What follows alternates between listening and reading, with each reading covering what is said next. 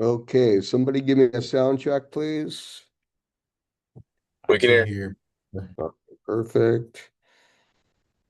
Let's see. All right, there's 8 of you.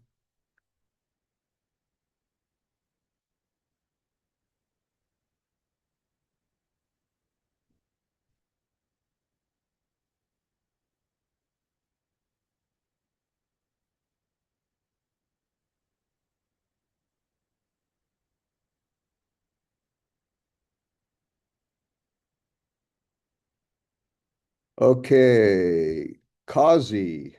Do we have Kazi? Oh, Michael, I see you. You with us, Michael? I'm here, Professor. Perfect. John, Right, Professor. thank you. Valeria, I'm here, Professor. thank you. Ian, Here, sir. thank you. Lucas,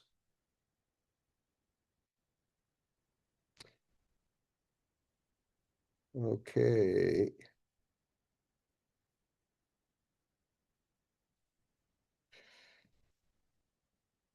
Kiki, I'm here, Professor.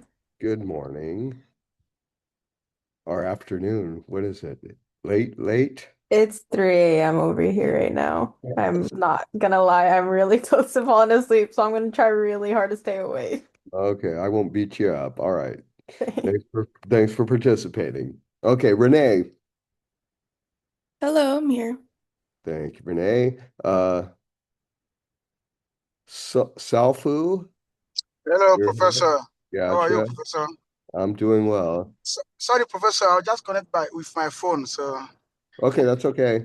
all Uh, right. Thank you. La Latrice. No, Latrice. Uh, Joshua. I'm here. Thank you. Craig. No, Present. Craig. Thank you, Craig. Larry. No, Larry. Elida. I'm here. Thank you. Alicia.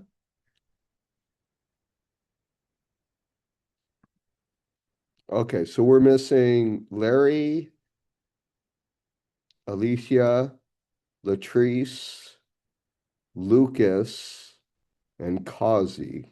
All right, let's give it a couple minutes and then I'll come back. Let's just see. I don't have anyone in the class and I typically have a couple. So I'm gonna go grab a glass of water. I'll be right back and then we'll start.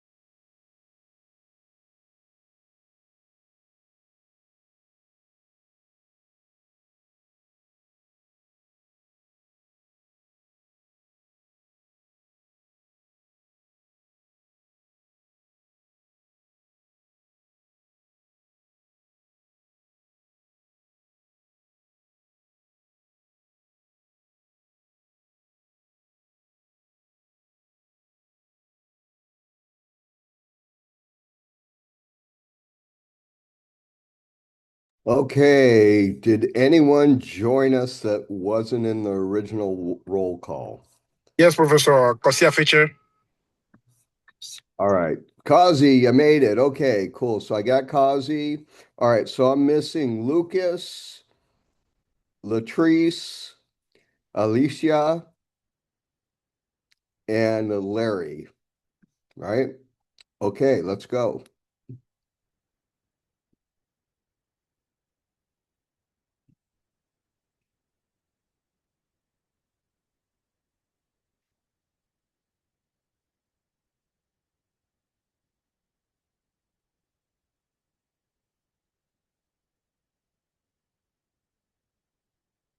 Okay, can everybody see my screen?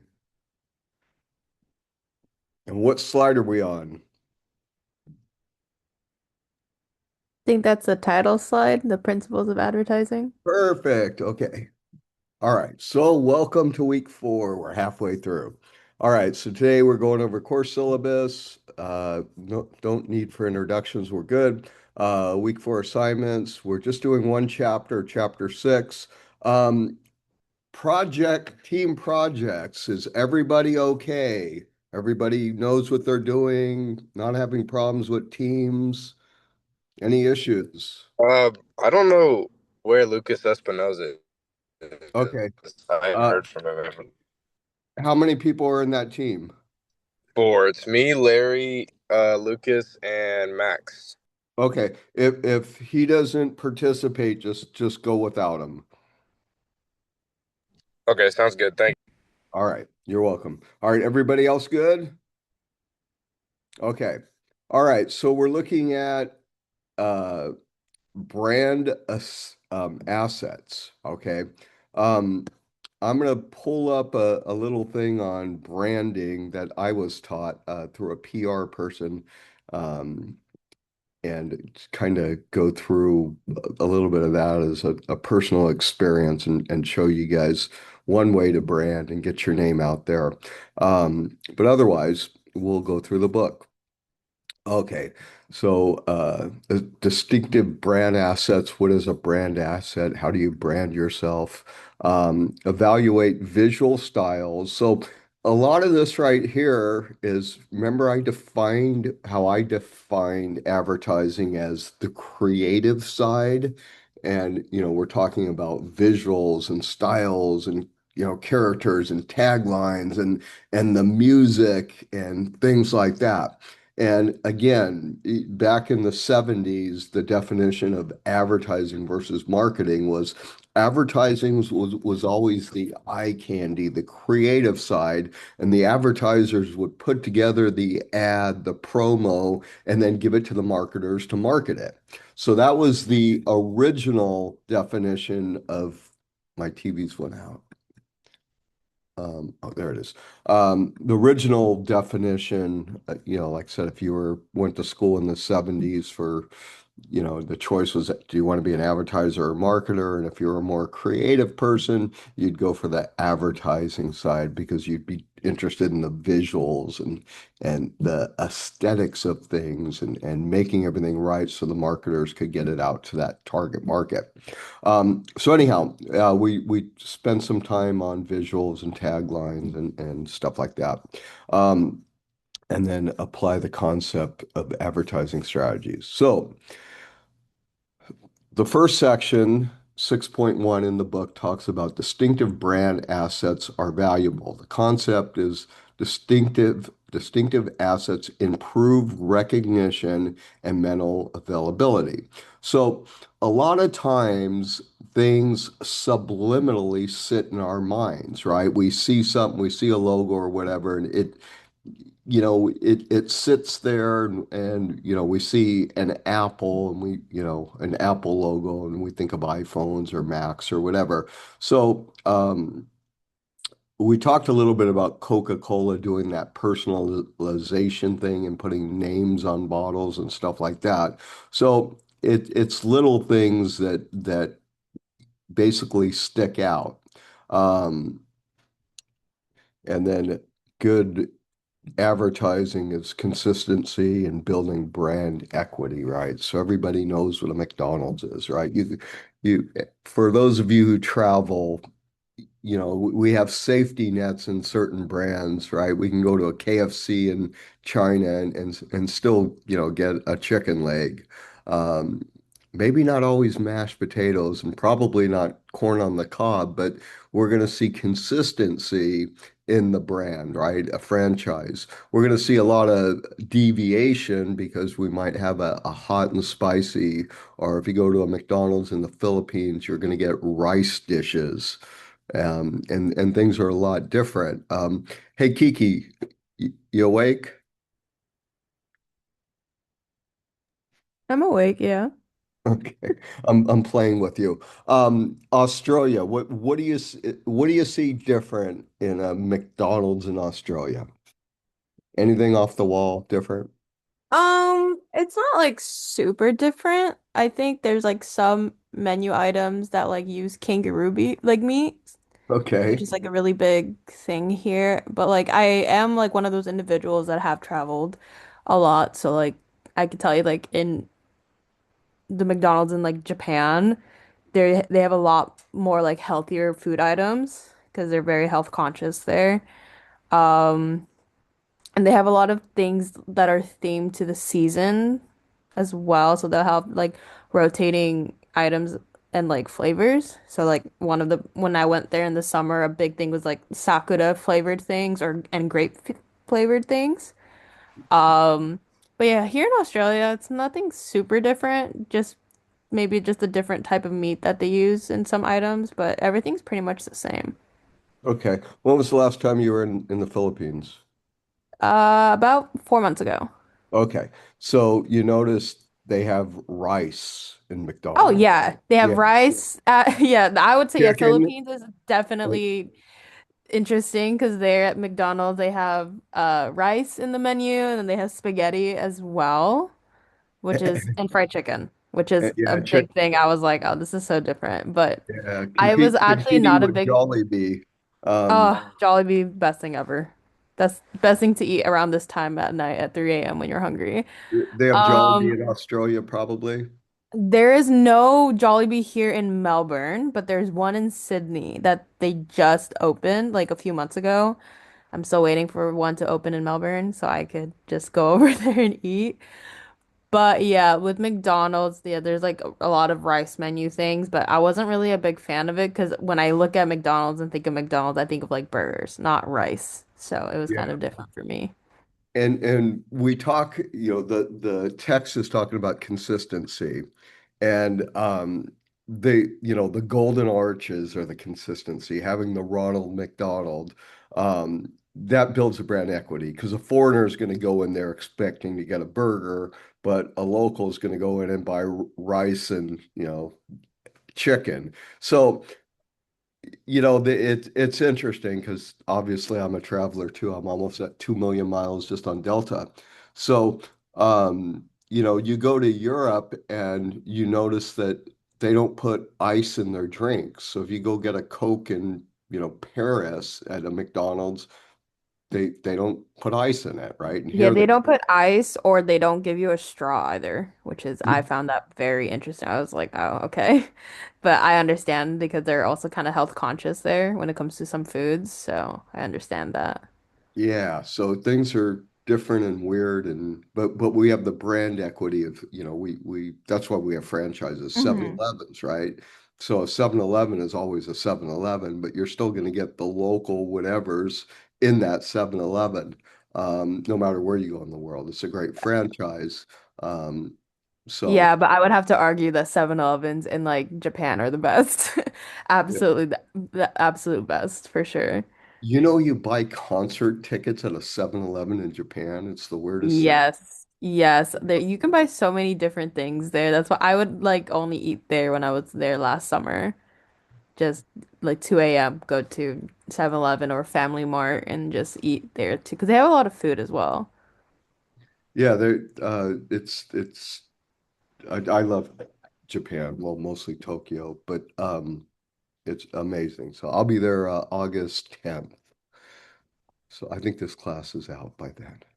I think we start the next semester, but anyhow, um, let's see, we're halfway through 20, we got 4 more weeks. Actually, I'll be teaching from Tokyo, that week. So so I'll be on your time schedule, Kiki. And usually, like last semester, I always go away in June. So I always teach night classes because I do the six, what, 6:30 to 9:30 class, because then it's 9:30 in the morning in Asia. Well, Japan will be 10:30, but Philippines and China or 15-hour difference in the summer, Japan 16, 17 in the winter. So I always teach night classes in June because I know that's when I travel and I don't want to be on the Kiki schedule at 3 in the morning, but I will be when I teach you guys in a couple weeks.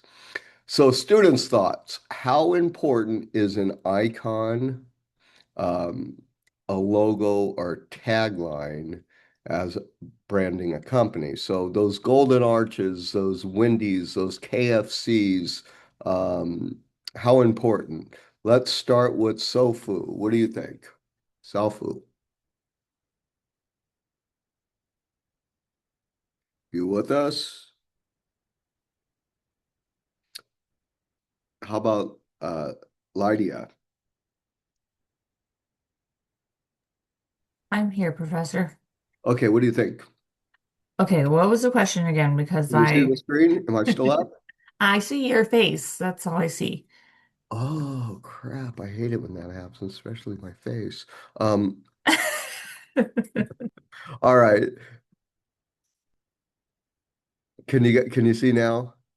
The slides sometimes they go in and Yes, out when I yes, push I the can see it. roll. Okay, cool. If I'm ever talking about something in references, you guys let me know because I see it here in the screen, but if I shoot over to roll, sometimes it just blanks out. So anyhow, student thoughts.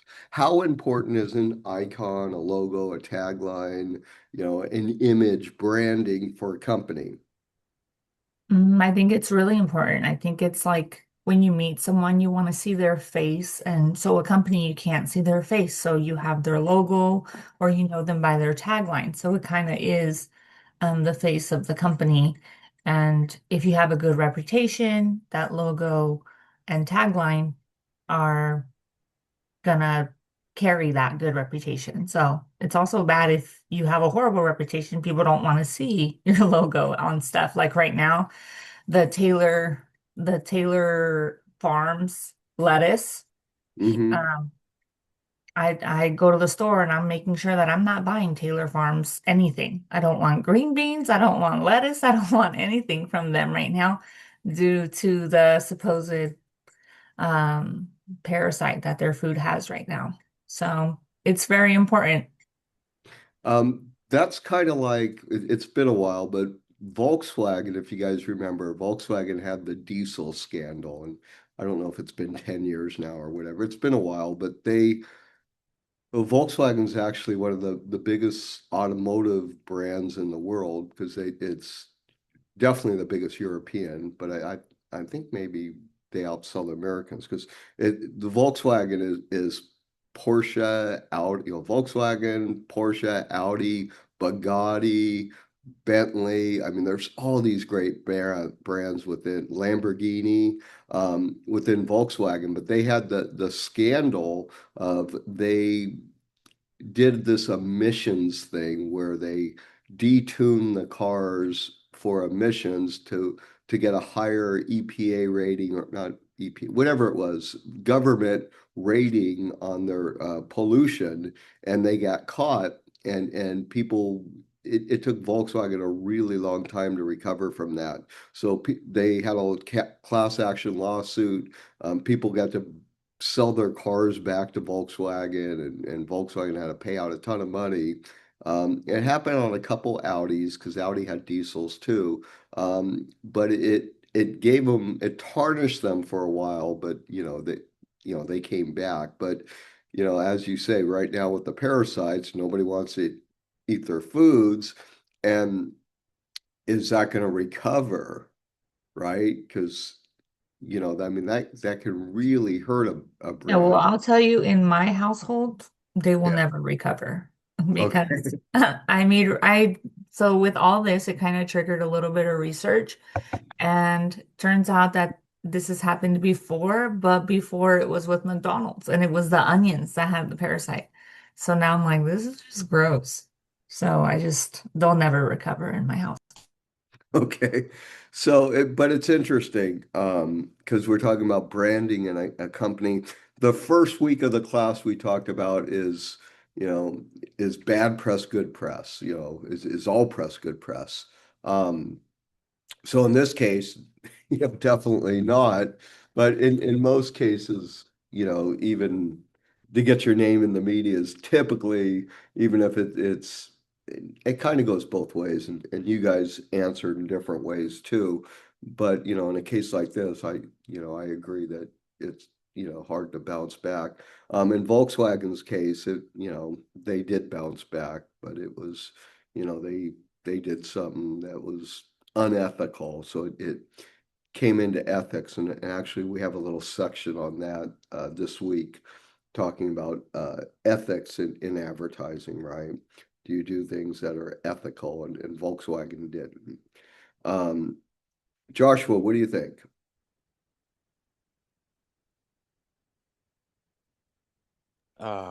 So you're asking what I think about how important an icon, logo, tagline, and branding is? Yeah. I think it's very important. It differentiates the companies. Like I know if you've seen the Avenger movies with Robert Downey Jr., he was all about the Audi, Hmm. and you would think that like it's with Audi, you know, high end Yeah, so when he did uh well, Iron Man, the Iron R8. Man. Yeah, But if you notice, besides the R8, there was A8s in there. There was, you know, Q5s, Q7s, everything was an Audi in there. And that's actually PR. So that's where a PR company comes in, and the Audi's PR team comes in and says, "Hey, let's brand our cars subliminally in these movies."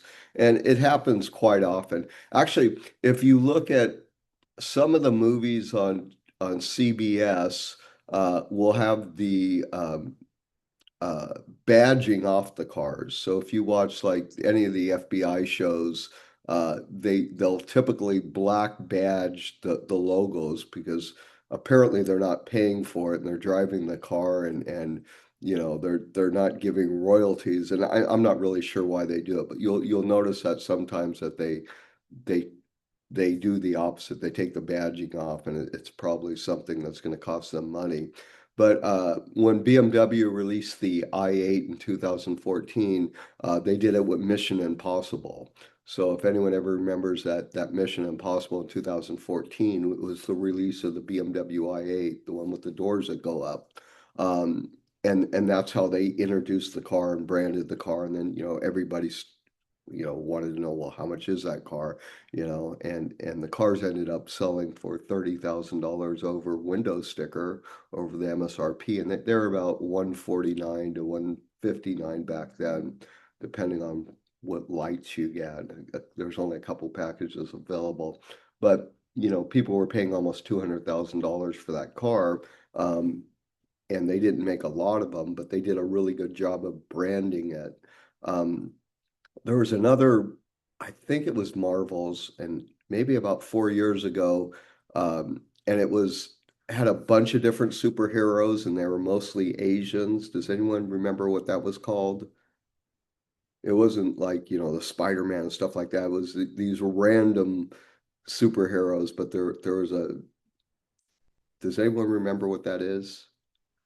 I saw Talking it. about Shang-Chi. Yeah, and that's the one with all the BMWs. Like, it starts off with a BMW M2 chase at a valet, and all the cars being crashed and stuff were BMWs. So the whole thing was geared around BMWs.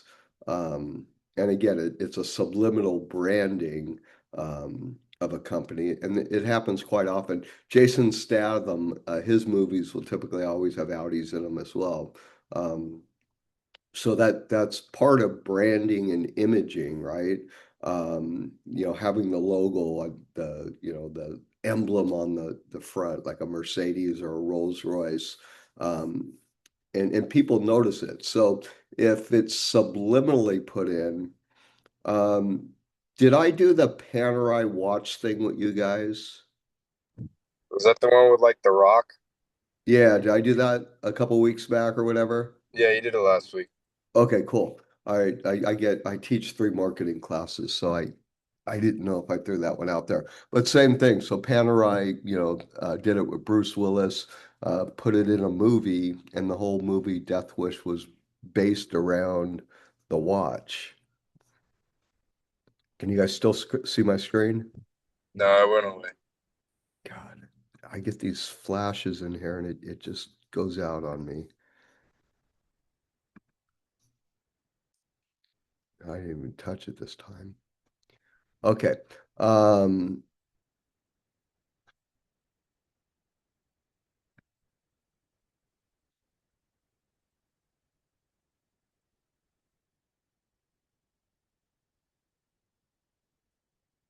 That's Craig, it.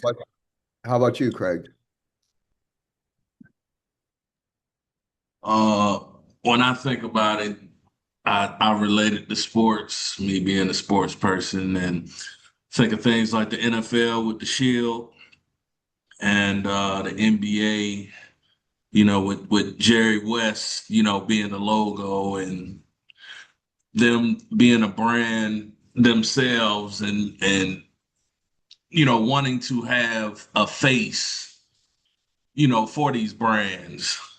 So if we get more into something like the NBA, where yes, Jerry West is the logo, but as far as a brand and a face, for that brand, we be looking at Wemby right now, as a main face in that. So, when it relates to that in sports, it's very important. Of course, it's global, and we know about sports and that, but it's not only in the States. Like I said, it's a global thing, and it's ever expanding. So Okay. How many of you saw the Michael Jordan movie? I believe it was Air with Ben Affleck and Matt Damon. How many of you saw that movie? Yeah, I yeah, saw. so yeah, yeah. Okay, anyone else? If you haven't, I love true stories. So I like my main thing. I anything that's a true story, I love to watch. But it it's a perfect marketing advertising movie because it talks about how Michael Jordan signed the Air Jordan deal. And Nike did an amazing job of getting him because Nike was a nobody. They didn't have any big names, and Michael's mom pretty much managed him and pretty much flat out just told Nike he will not wear a Nike shoe. Not going to do it. And it was either Adidas. I think he wore like I forget. It was Adidas or Converse were the major players, but Michael wore, let's say, all Adidas clothing, and it might have been Converse. I forgot which one, but there was pretty much no way he was going to entertain Nike, and Nike, their value proposition, and when they went in, whoever the Matt Damon played the agent, it was based on a true story, but he worked for the competition before, and he told Michael's mom, he goes, "Hey, when you sit down with Converse, that and I think Converse were the Germans." He goes, they're gonna be negotiating in front or speaking in front of you in German, and it's going to be rude, right? They're negotiating their deal in their native tongue, like they don't want you to hear what they're talking about every time you say something. So he kind of, which was really smart, he set his mom up saying, "Hey, when you and Michael get in there to negotiate, this is how it's going to go down. You know, the guys are all going to be wearing Rolex watches, and every time you mention something, they're going to talk in their own language." And you know, this is how the deal is going to be. And when you get in there with Adidas, they're going to come in and say, "Hey, Michael, you're going to be with the Larry Bergs and Kareem Abduls," and I'm throwing names out there. Well, I think Larry was one of them, but you know, you're going to be amongst the greats, and that's how they pitched it, right? And everybody pitched that, Michael, you come with us, you're going to be amongst the greats. Now, Nike flipped it around and say, "No, Michael, you are going to be the great. The shoe's going to be you, and you're the brand." And they actually won him over. They you know, we have Air Jordans, but it, you know, like I said, it's a good movie to watch about advertising and marketing because it showed how Nike presented it. Their value proposition was, you know, Michael, you are the shoe. It's not like you're going to be amongst the greats. You're going to be the great, and the shoe's going to be in there. And then Michael's mom actually negotiated where apparently he was the first ever athlete to get royalties on units sold. So his mom went in there and said, "Well, if our name's on it and we are the shoe, you're going to pay us for every shoe sold on top of our deal." And it changed the whole industry because apparently now everybody gets that. But it was a really good marketing strategy, and you know, that put really, I guess, put Nike on the map. But the logo, so on that one, it was the logo because they took, you know, a picture of, you know, Michael shooting or whatever, and that became the logo for the shoe, the brand, with the brand meaning the Air Jordan, not Nike itself. So I don't know if I don't think there's a tagline for the Air Jordan, but I think the iconic part of it being Michael and then the logo of him shooting the basket. So that's a really good example of how a company became a marketer to Michael to pitch the value proposition. You know, you're not going to be like those guys. You're going to be your own entity, and we're making you a shoe just for you. And he won him over. So a company he said he wouldn't go with, he went with, and you know how many billions of dollars it's generated, who knows? And it gave the stats in the movie, but you guys take a look at that if you're into I mean, good actors, Ben Affleck, Matt Damon. It's a good story. So, okay, Renee, how about you?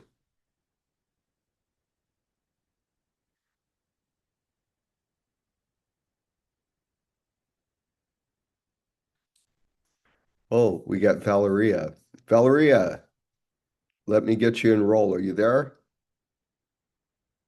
Yes, I'm here. Okay. Let me jump in real quick and get you so I don't forget you. And then I'm gonna have you answer the question.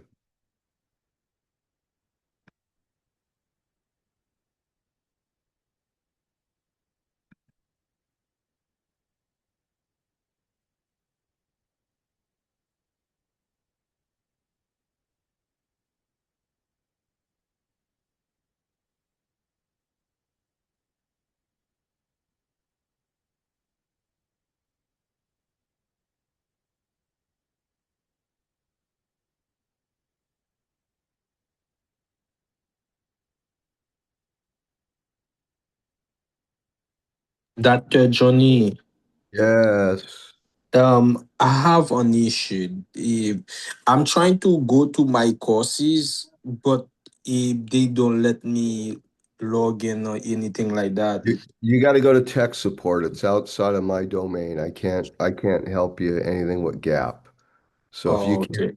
can't get in, you gotta get a hold of tech support. Okay, so let me tell Thank you you, guys Dr. who, Johnny. you're welcome. Who I'm missing. So I'm missing Lucas, Latrice, and Alicia and Larry. So that's who I'm missing. Everybody else is present. Okay, let's get back. All right.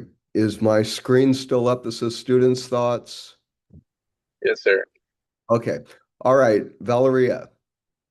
How important is an icon, a logo, or tagline in branding a company? Explain and give an example.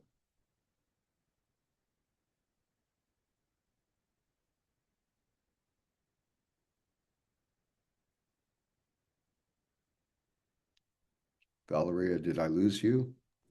No, I'm here, Professor. Okay. I think it's very, very important because that's the first thing that you like see or saw for like an image. So I think it's very important, Professor. Okay. Okay. So give an example of either a logo, tagline, something that stands out to you and Maybe like Disney. okay. Okay. So Like yeah, Disney's a good brand and they started out in Anaheim and then they opened up in Florida and I think Japan was the third one. So I think it went like Anaheim, Florida, Japan, Japan. Yeah. then Paris Yes. Mm-hmm. and Hong Kong, Shanghai. I don't know if I've missed any. Those are the ones that come to mind. Um, so anyhow, they branded, people know Disneyland, the theme is pretty much the same everywhere.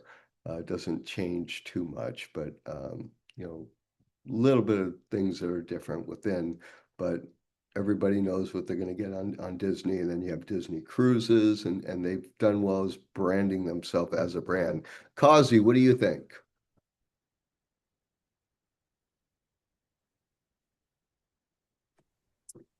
Yes. Kazi, Yes. So for me, icon and logos are very important because of they create a company identity, and I think um, it help also the customer to recognize the name of the brand. You know, okay, give an example. for that kind of example, I can say that like Nike, because they use the logo and the tagline like just do it. You know. Yeah, and it's kind of a weird tagline because I mean, well, I guess the tagline's not weird, but the swash, the Nike swash was, I mean, it is what it is. Everybody knows it, but it's, they came up with, however they came up with that or whatever the reason. Um, but very cool. Okay, I think we're good. Let's move on. All right.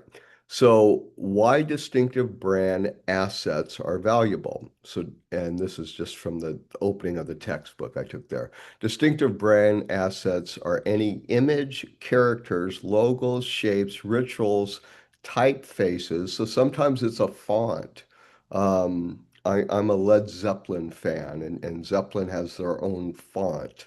How they do their music, how they write their name. You see it. And if somebody else uses that font, you'd go, oh, that's a Zeppelin font, right?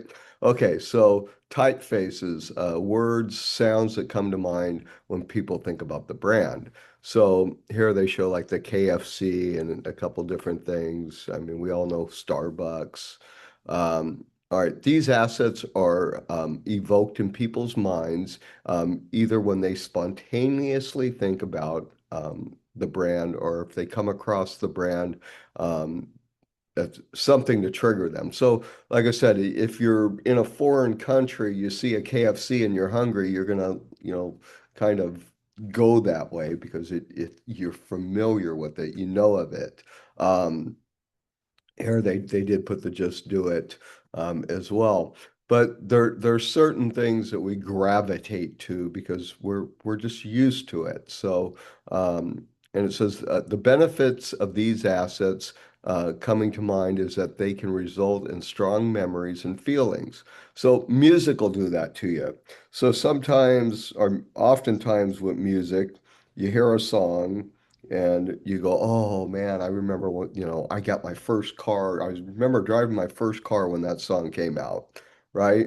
And it brings you back in time, that the memories, the feelings, because of that logo, that tagline, that song, whatever. Um, Movies, same thing. Okay. Uh, th this These dominate the consumer thoughts for a couple of seconds, making them more likely to buy the brand. The brand building role of advertising is to build these mental associations over time. So again, when you see things, they get stored in your brain, right? And you look back at things and you see it enough, it becomes more, you're more of aware of it, right? I think anyone who drinks coffee, you can pretty much go to most countries and find a Starbucks. Although in Japan, you won't find a Starbucks in the airport. It's totally weird. Um, but Starbucks you're pretty much going to find everywhere. Um, the brand building role of advertising is to build these mental associations over time. The activation role of advertising is to trigger these associations just before the purchase decision is made. Featuring same distinctive brand assets uh, makes both forms of advertising and more effectiveness. So if you dial in on this part, um, the active role of advertising triggers and associates these brands. So, as I said on day one, really the difference between the advertiser and the marketer is the advertiser's the creative end of it. So, and here they're pointing out that the advertising, which is the logos, the taglines, it sticks in you, or the marketers are taking what has been made and they're marketing to you. But the tagline, I mean the iconic part of it, showing that Kentucky Fried Chicken logo or whatever, the Nike swatch, that's the eye candy stuff, the advertising stuff that stays with you, and then the marketers actually just get it out in front of you. Um, okay. Why are distinctive brand assets, why are they valuable? So why is it like, Coke having their bottles look the way they do, or Coke putting people's names on a bottle? Why is that memorable? Let's go with John.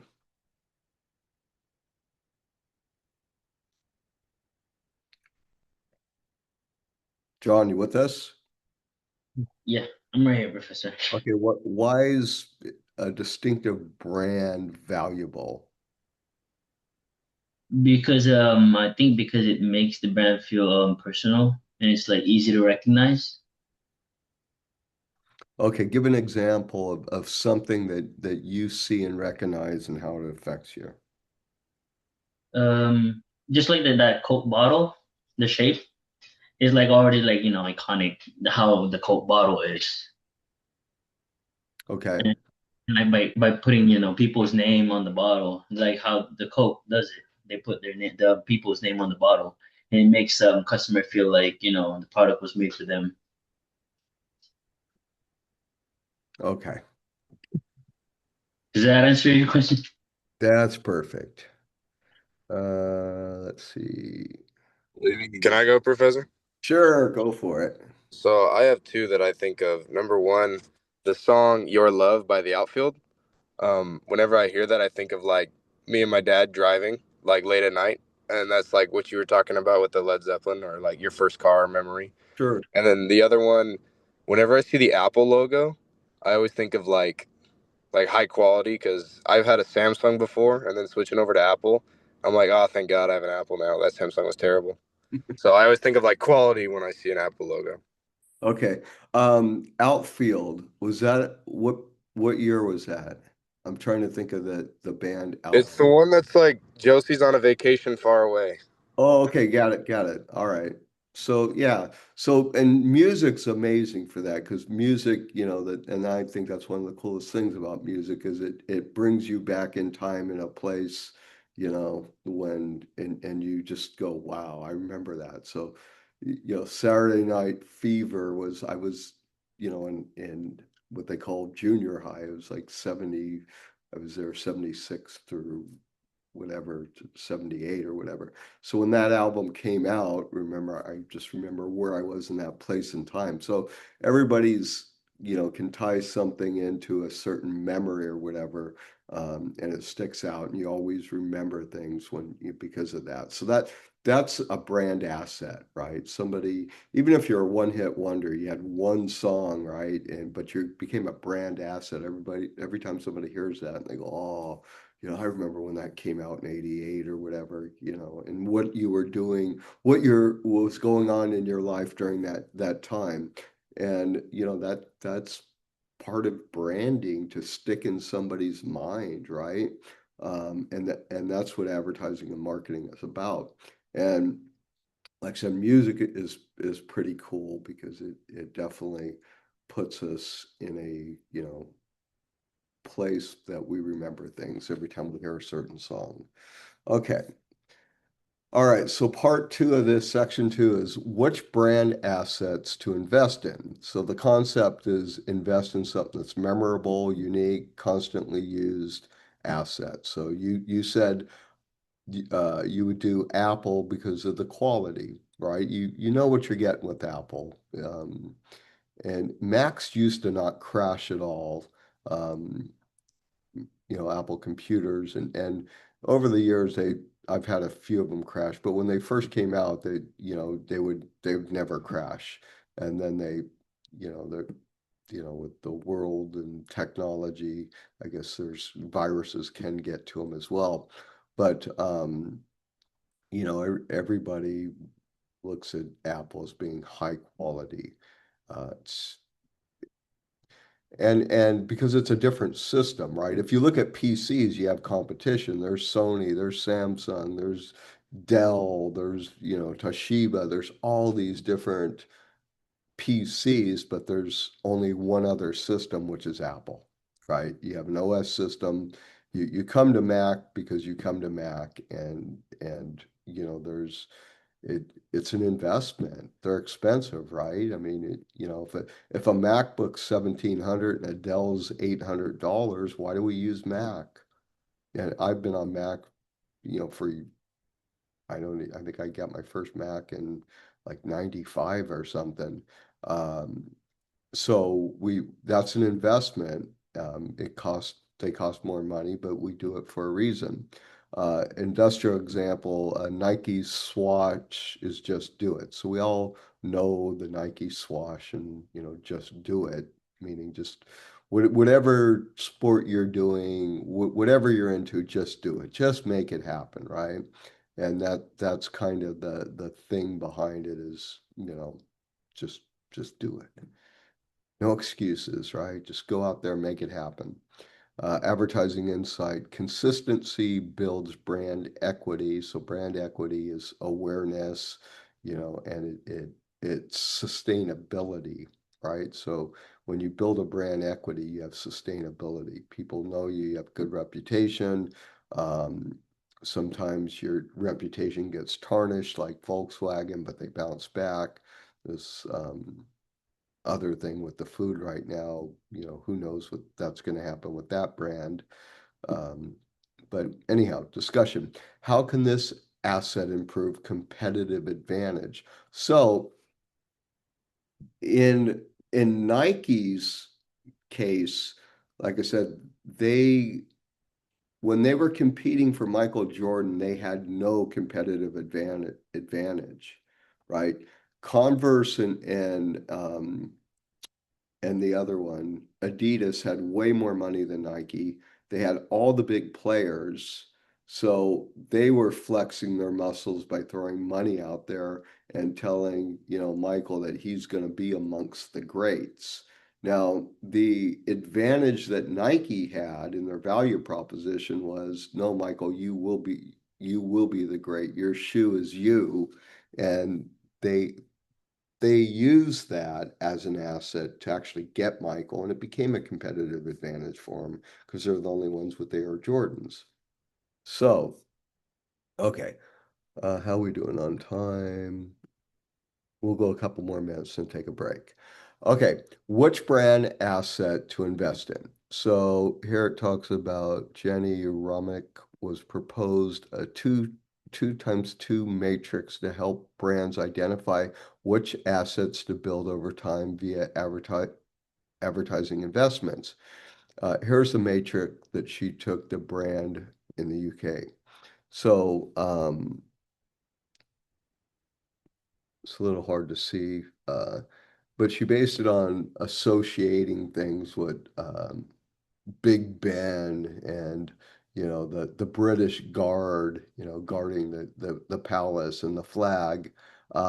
So she was associating this brand in London with things that London had, and uh, so looking at the quadrant in the bottom left, the UK has some connections with artistic and maritime traditions. So, but many other countries have even stronger associations with these. So the opportunity to create a distinctive brand asset was based on its limitations. Moving up, the UK has a strong association with sports such as soccer, rugby, cricket, but these are not unique. Other countries also associated with these sports, such as Germany, Ireland, and India. The properties in the top right quadrant are the most important to the brand because that one is the one that showed Big Ben and the guard at the palace, the flag, and I don't know what the other one is, that face. Um, so they did a SWOT analysis. They said, okay, well, other countries are into soccer and rugby and stuff like that. That doesn't make this new unique that when somebody looks at this company, they relate to the UK. And that's why Big Ben and the Guard and the flag was used for promotion. So the properties in the top right quadrant, that's the one with Big Ben and the Guard, were exclusive to the UK. It's like having an American flag, right?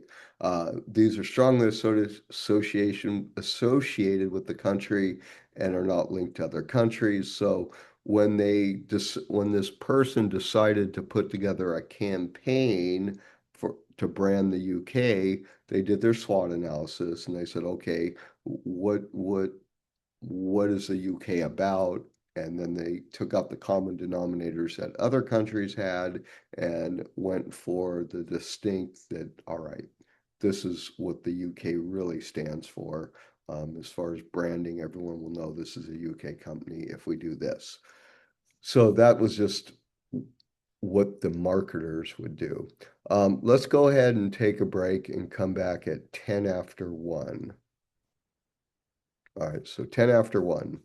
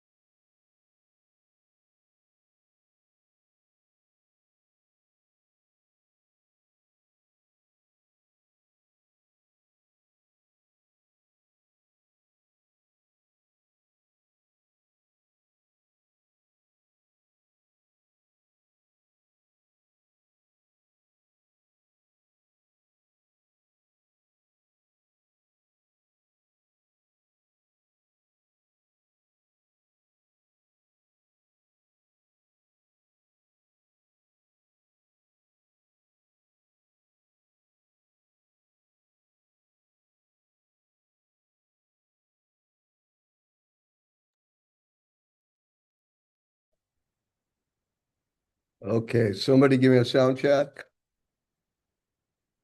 We can hear you, Professor. Thank you. Okay, let's share Hey, the screen. Professor. All right. Professor, can you please do me a favor? I'm trying to access my course. I don't know what's going on. I can access them. Do you see my name in your list, please?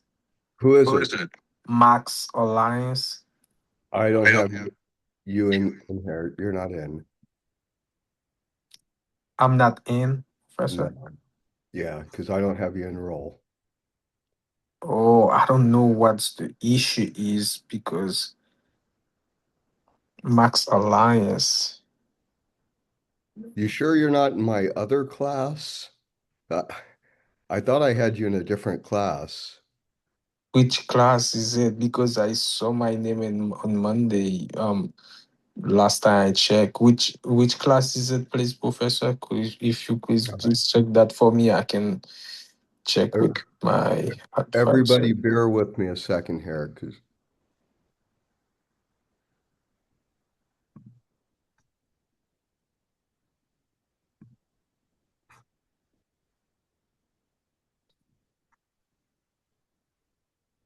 maybe not. I'm supposed to be in this class, and I participate before I start doing my homework for this class too. That's surprising. Well, If you, I've seen your name before, so maybe that's why. Um, I okay. don't know what's going No, on. I don't have you in the other ones, but I did see your name. Yes, Uh, I'm in this class because I participate. I always participate. I okay. always submit my So assignment. I you don't know need what. you need to check with counseling or admin. I have no clue because you're actually not on the roll. So I don't have you But on I the submitted my assignment. Can you check my assignment? I submitted well, my assignment. I've known I've seen you, but you said you can't get in the class and I don't have you enroll. So not under Max. So I don't th- I'm missing a Lucas, Latrice, and Alicia are the people I'm missing today, and Larry. So I don't even have you in the class. So you need to figure that out because I can't do anything about it. As far as the role goes, you don't show in here, but I have seen your name before, and I'm sure you've turned in assignments. Yes, But I did. you need to get that worked out because I don't know what to tell you on that. I just don't see you in the class. Mm, let me try to call. Okay, Thank you so much, Professor. Thank you for your time. you're welcome. Mm. Okay,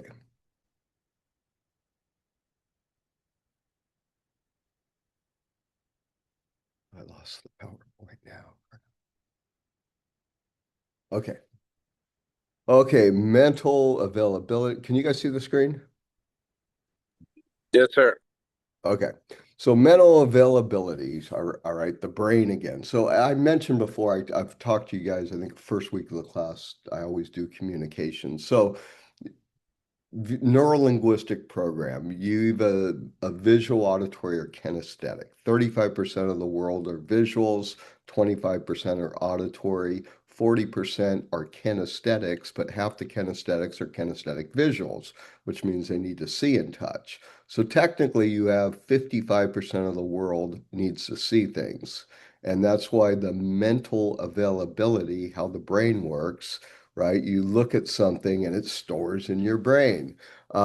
So the example is McDonald's Golden Arches. So if we're in Vietnam, which I've never been yet, it's on the bucket list, and we're going down the street and we see the Golden Arches, we go, okay, I can get a burger, right? You're comfortable with it because it's branded, right? We all know what the Golden Arches look like. We all know what a Kentucky Fried Chicken. We all know a Starbucks.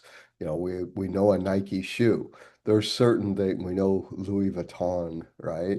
And Gucci, we know what those symbols look like. We know what a Ferrari is, right?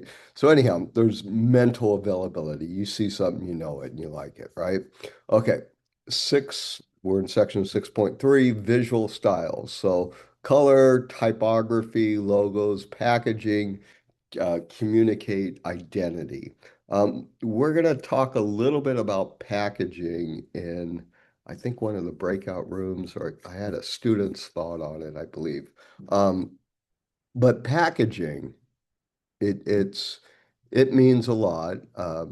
I believe, if you buy something really expensive, if it's packaged well, but we'll talk about that.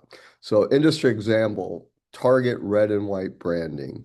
So we know what Target is. We see Target, we get, we understand what you're going to get out of Target. Consistency builds brand equity. So Coca-Cola is kind of weird because they've switched their taglines. When I was growing up, their tagline was "It's the real thing," and they've won a couple different ways with that. But it used to be, you know, "It's the real thing," Coca-Cola. Um, so I guess over the years they've switched their tagline, but everybody knows what the Coke bottle looks like, what the logo looks like. Um, Can a branding asset, improve a competitive advantage? So if you're Audi and actually the brand Audi, like in India is pretty big. So some countries, certain manufacturers take off better than others. And you'll notice if you go to India, if you have an Audi, that's pretty exclusive, let's call it, right? And I mean Audis are great cars. They're, you know, the e-tron is the same chassis as the Porsche Taycan. The R8, do I have car fans out there? Is there any car fans out there? Does anyone know what car shares the same platform as the Audi R8? Come on, no car guys or gals out there? All right, what do you guys think would be a really cool brand that actually it shares the same chassis and engine as an Audi R8? What do you think it is? Lamborghini. Yeah, so the Huracan is an R8. So same chassis, same engine. Lamborghini, brands it different than the R8, but Volkswagen owns Lambo, which is Audi, Porsche, whatever. And the Huracan basically shares the same engine and you know, um, a lot of similarities to the R8. Um, so anyhow,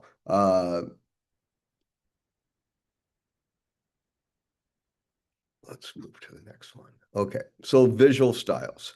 So textbook talks about trying to create a distinctive brand asset by owning a particular visual style is a tall order.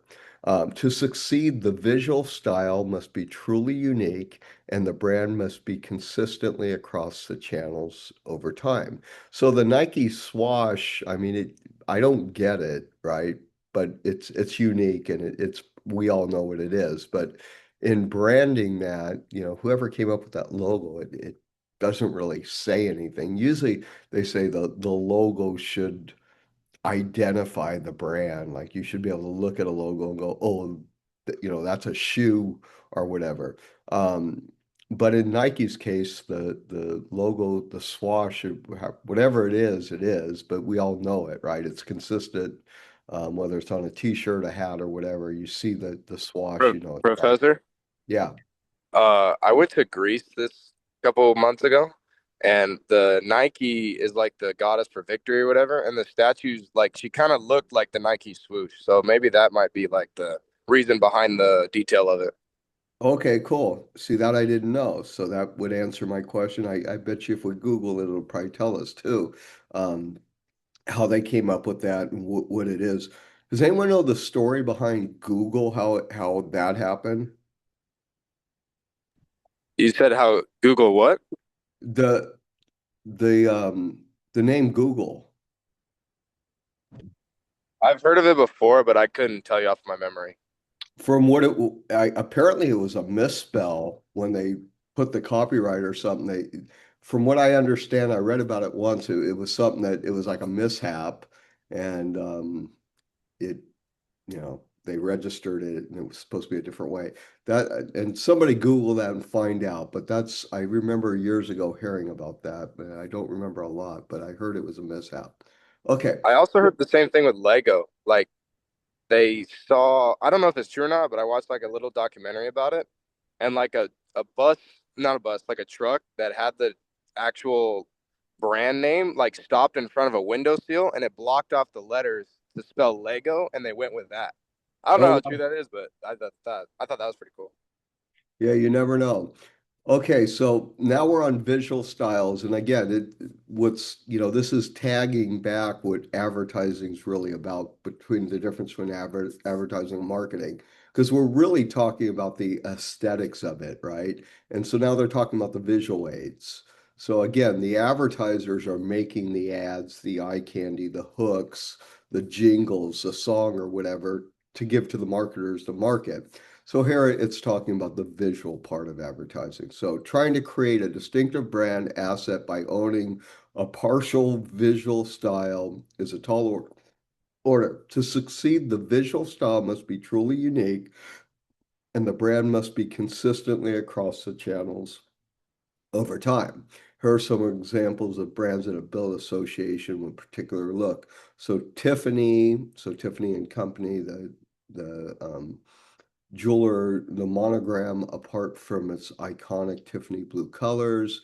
Google the primary colors as green on a white background, or colors plus green on a white background. Guinness, many dark hues with cream and a hint of gold reflecting the drink and its logo. Does anyone drink Guinness? Do we have any dark beer fans? Wow. Okay. So I know like if probably Ireland and the UK, but um I haven't drank actually November 10th, 1987. So I haven't I'm going on 39 years without alcohol, but I was a dark beer drinker, and when I drank beer, I drank Heineken dark.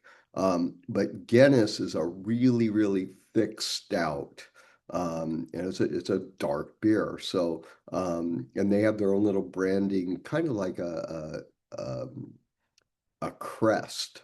It's like the Guinness crest. But anyhow, if you've seen that, you would know. So Tim Burton movie, Gothic style doll-like figures and large eyes. I'm not familiar. The problem with using a visual style as a distinctive brand asset is that style could be copied. Calvin Klein's photograph styles has been replaced by many other brands. The photographers responsible for some of the brand's iconic advertisements in the 1980s, Bruce Weber, has since been worked with Ralph Lauren, Albuquerque and Fitch, and Versace. Okay, so that was more the artistic of how they shoot things. Building recognition, again, we're on the Nike swoosh. Okay, the next section, 6.4, brand characteristics. So a mascot. So Ronald McDonald could be the mascot, right? Um, Kiki or anyone who's been to the Philippines, not even the Philippines, because we have Jollibee here, right up the street in not too far from us. There's a Jollibee off of Alton. They have a Jolly Bee, right? Just it's this bee that almost looks like a Bob Big Boy, but it's the mascot. So Wendy's has, the girl with the pigtails. So we have mascots, right? We look at something and we know the recognition. Um, what's Westcliff's mascot? Who's our sports people? Who do we have? Warrior. Warrior. Okay. So we have a warrior. That's our mascot. Um, Industry examples, the Michelin Man. So we have that Michelin Man who looks like whatever he looks like, almost a marshmallow, right? But people know the Michelin Man. You look at that, yeah, it's a Michelin Man. Um, so builds brand equity. So people see it, whether it's a, State Farm or a Liberty Bibberty, right? They have not really mascots, but they have something that distinctive and something iconic, an image or something that makes them distinct. And people look at it and go, "Oh yeah, that's the Michelin Man." Okay, how can this assist improving competitive advantage? So when marketing, right, if you see that if you're buying tires and you see that Michelin logo, automatically you know it's the Michelin Man, and it might be more distinct than a Pirelli logo because I think Pirelli logos just say their name on it. I think it's red with white and just says Pirelli, but maybe the Michelin Man is more recognized. And I don't know it, but anyhow, improving an advantage. Okay, brand characteristics. So, inventing a brand characteristic and using it consistently across touch points and over time is a highly effective way to build a brand's mental availability. So, if you need to be consistent across all platforms, and let's go into social media for a minute. So, Facebook is a complete different market than TikTok, right? Because who's your demographics for Facebook? Somebody tell me. Older people. That's right. You're going to get technically people like me. You're going to get baby boomers because when technology first came out, they watched their grandkids on Facebook, right?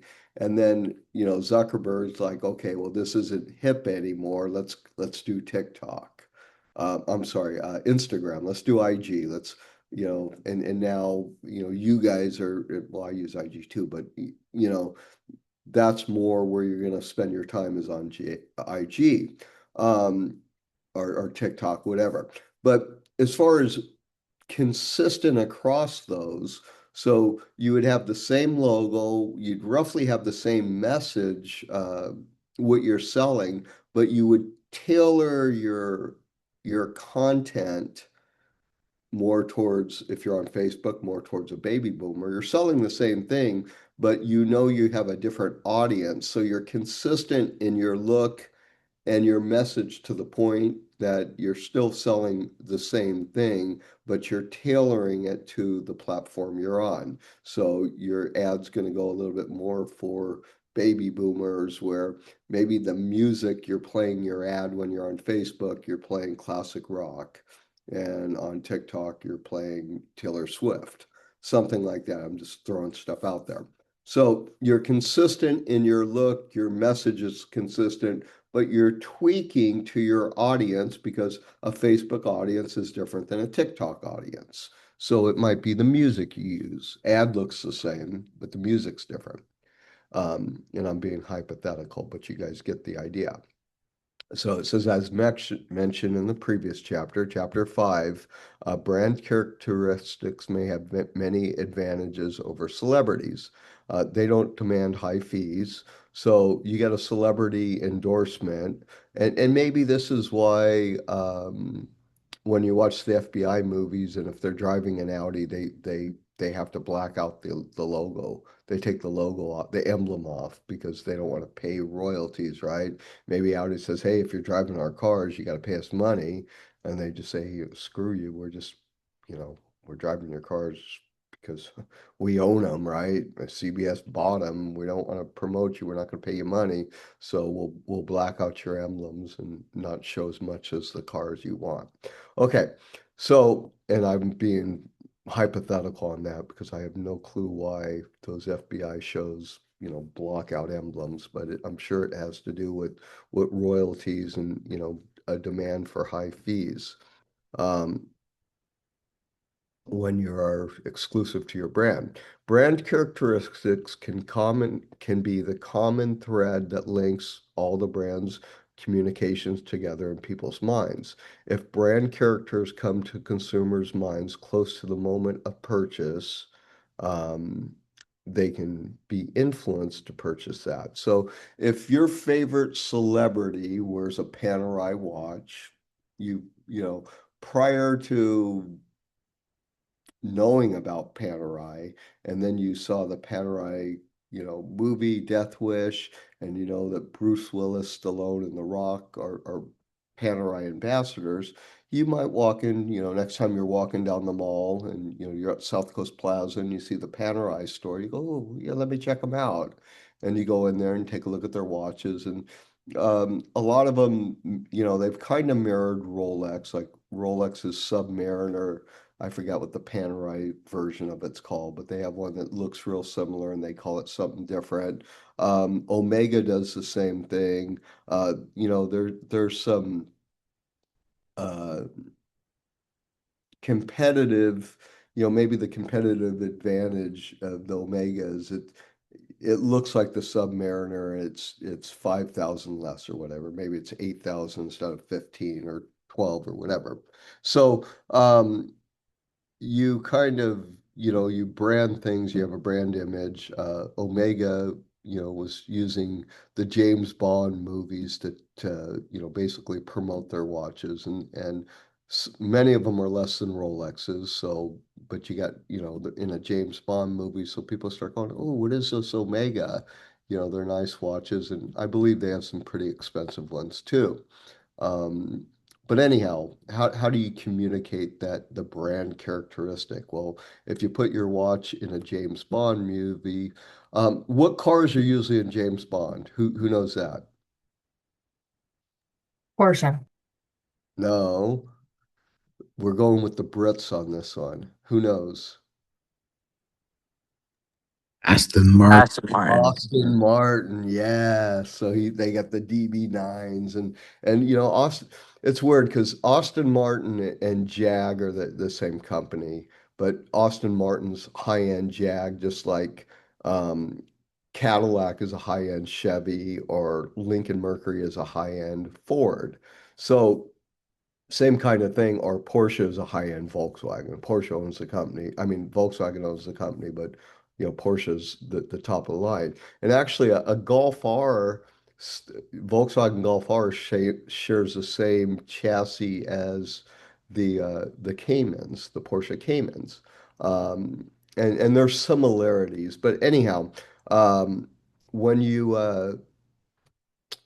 the Austin Martins were always branded in in the James Bond movies, and some of the Austin Martins are couple $100,000. I mean they're nice cars, good fit and finish, they're fast.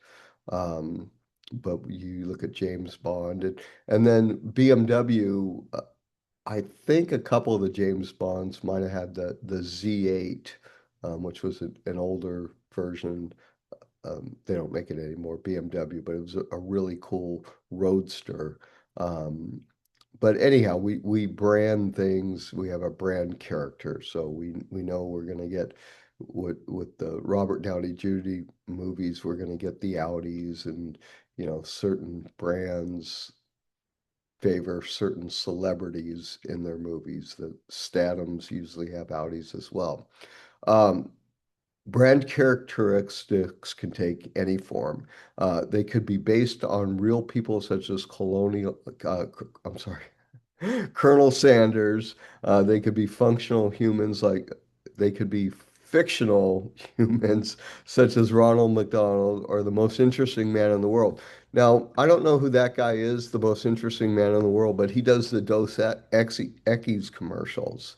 And he's a sophisticated older guy, right? He's always in an atmosphere on a yacht or it's whatever it is. He's on a Learjet, nice cars, beautiful women around him. And he has that image. I'm might not, what is this thing? I forget what his tagline is, but I always drink Dos Equis. And it brings people into like, wow, this guy can drink any beer he wants, but he drinks Dos Equis. So who features yeah, it talks about the Dos Equis brand. Um, so Kellogg's Frosted Flakes, Tony the Tigers. So these are all things that, people, I guess on the kids stuff, and this is smart marketing on McDonald's. So McDonald's markets, the kids meals with giving away a prize, right? Or giving away something, and they're smart. They'll team up with well, I guess it's dual promotions because they'll team up with Disney or whatever movie's coming out and offer, in your kids meal, you get a prize, and maybe you don't know what prize you're going to get because they're sealed up. But it's good marketing. It's a good marketing strategy, and that's when you have two companies team up together, and basically it's helping both sides. So it's helping Disney get more people to buy tickets to the movie because they're giving away, they're promoting it through the characters. And so if a kid didn't know about that Disney movie, when he goes to McDonald's and he gets the character, then he starts, oh, mommy, I want to see this movie, right? And then the flip side is it's a competitive advantage for McDonald's where somebody's coming to them instead of Jack in the Box because their kid wants the prize. So cross marketing. Let's see, Planners, Mr. Peanuts, and M&M characters, the Michelin Man, the Pillsbury Doughboy are all well-known examples. So we all know the M&M characters and Mr. Planners, Peanuts. Which brand assets to invest in?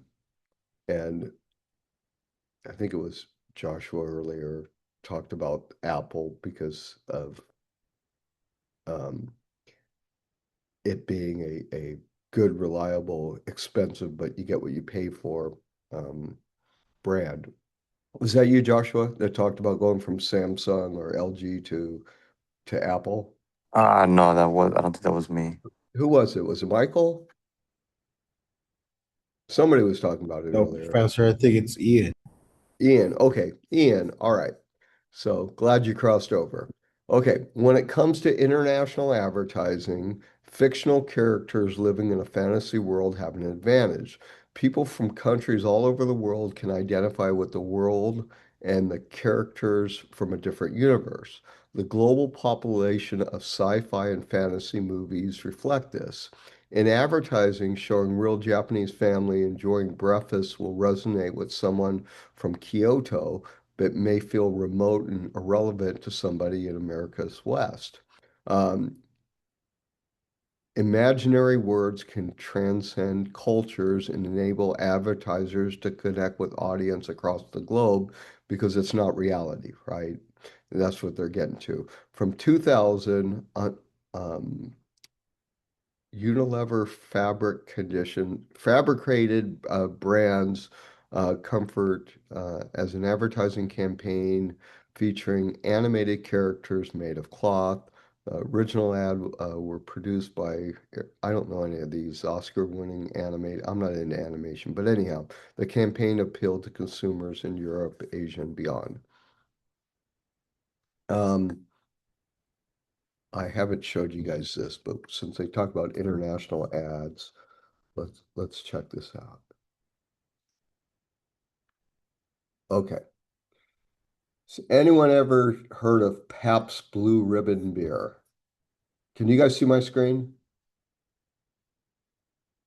Yeah. Yes.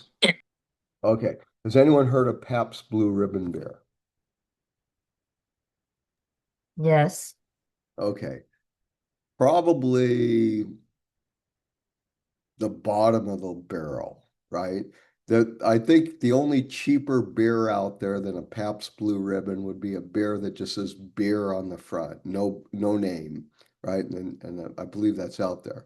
So Pabst here in America would be like, ugh, right? Budweiser would be an upgrade. But in China, they made it look grandeur and they sold it for $44 a bottle, right? And look what they did with it. So they made it look like a Don Perignon. They put it in this amazing looking bottle, right? And we have a little breakout room, or I think a shout out in one of the chapters, or maybe next week, about packaging, right? So looking at this, that looks like a pretty amazing bottle of beer, right? You wouldn't think of beer looking like that. And they packaged it as this blue ribbon. Wow, it wins prizes and it's been around since 1844. This is like the best beer in the world. But it's really a crappy beer in America and comes in a tin can, but it's the packaging and this is the advertising part, right? Because it's the eye candy that you look at that and you could see why, whoa, if the company's spending this much money for the bottle alone, I mean, the bottle's got to be $10. Um, and it's the perception of how the advertising end of it, somebody with the eye candy made this look pretty amazing, right? I mean, that looks like a pretty elegant looking bottle of beer and more like a champagne, like a Dom Perignon. Now, the commercials around this might be kind of like the world's most distinguished gentleman, right? Where might be somebody on a yacht where they get the helicopters on the yacht, right? They got a helicopter port on the yacht, you know, everybody's beautiful looking. The guys look good. The girls look good. I mean, it's just, everybody's dressed to the tens and, everybody's looking great drinking Paps. And it's like the image, like, oh my gosh, yeah, wow, Paps Blue Ribbon. But do you see how perception and advertising can take, probably the cheapest beer or almost the cheapest beer in America and make it look grandeur, and when given to somebody in the right content, selling it to them with the right mindset of like, look how good this is. Now, you walk in and you got 10 friends and, you say, hey, a round of Paps for everybody. Well, that's $440. And now like, wow, you got a lot of money and you can afford this. Um, so anyhow, that's perception, right? In advertising and how you make things look. Um, I think we're gonna have to go to a breakout room. There's some things on taglines like the just do it. Let's jump to the breakout room, you guys, because we still have chapter 8 to go, but it shows, Kit Kat have a break. I have a Kit Kat, M&M's, melts in your mouth, not in your hands. They've never changed that. That's always been the same. Melt in your mouth, not in your hands. BMW has always been the ultimate driving machine. American Express, don't leave home without it. Uh, Apple think different. That one I don't doesn't stick to my head. Finger licking good. So I believe I mentioned this to you guys the first week. Kentucky Fried Chicken, when they first came out in Japan, however many years ago, I think it was in the 60s, they botched up the translation and it said eat your fingers, right? And that was the launch of KFC. Instead of finger licking good, they put eat your fingers. So it was a bad translation, but they fixed it. So anyhow, those are some of the taglines. Um, Keep them memorable. And again, this is all advertising. Remember, I told you about eye candy, taglines, hooks, jingles. That's the advertising part. All right, I'm gonna put you guys in groups, and there's 5 groups. Group 1, explain distinctive brand assets. 2, describe visual styles and characters. Group 3, taglines. Group 4, advertising strategies, and group 5 is going to do this one up here. So let me do this. I'm going to take, somebody going to say something? Yes, Dr. Johnny. So, I'm sorry, can you please go and see because Abby just sent me an email. I think CC you too in this email. Can you please go to see if you can see my name? They say they just You know, fix it. I'll throw you guys in this group, and then we're gonna have you guys are gonna have 15 minutes to do this. So while you're doing that, I'll go check, okay? Thank you so much, You're, Dr. Johnny. you're welcome. Yes, it's not a technical issue. Sometimes the system just kick me out. I don't know for some reason. It tell me Okay. whenever they have synchronization, that's what the system does to me. So you can check that for me, please, Dr. Johnny. Thank you. Okay, so we're gonna do 5 breakout rooms. And I'm gonna create. All right. So as soon as you guys are gonna have to screenshot this because I think as soon as I open the rooms, you lose the questions. Uh, but I have room one is Renee and Max. Room two is Alida and Michael. Room three is John and Kiki. Room four is Ian and Valeria. Room five is Craig and Joshua. Okay, so you guys screenshot that. I'll give you 15 minutes. Opening the rooms now. Max, I'll take a look at yours. Okay, here we go. Professor, in which week am I? Matt, is that Max? No, it's Salifo. You'll find out in a second. Actually, that's a good question. Uh, you're in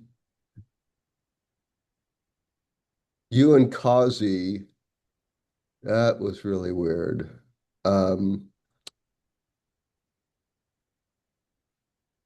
No, okay. you're talking about the breakout room, right, Professor? Well, no, you're gonna be No, I have for the group project. I have my group no, already. no. We're not talking about the group project. Okay. We're putting you in a group, and right now you're gonna go in with uh I'm gonna move you to with Kiki. Hold on a second. You're gonna be in Selfu's gonna be in group three, and Kazi, I'm gonna put you in group one. Okay, Okay. Thank you, Professor. you're welcome.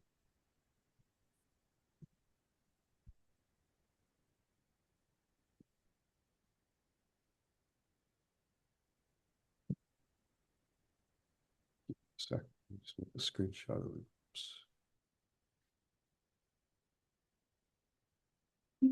Okay, you guys got 15 minutes.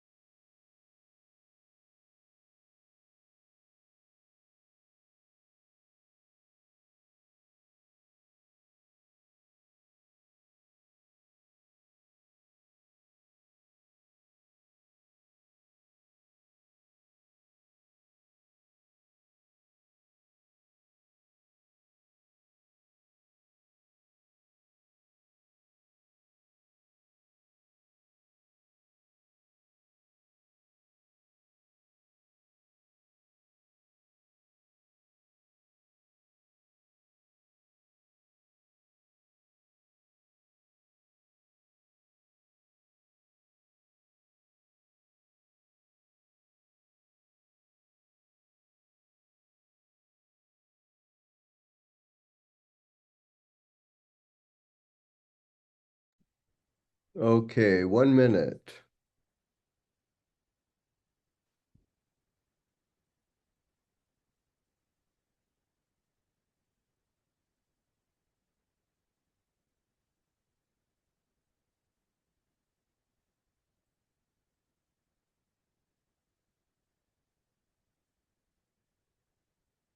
Professor, sorry, Professor. Yeah. Before everybody starts trickling back in, I wanted to give you a heads up that I had submitted my VCS from week 1. Okay, cool. I will go back in time and check.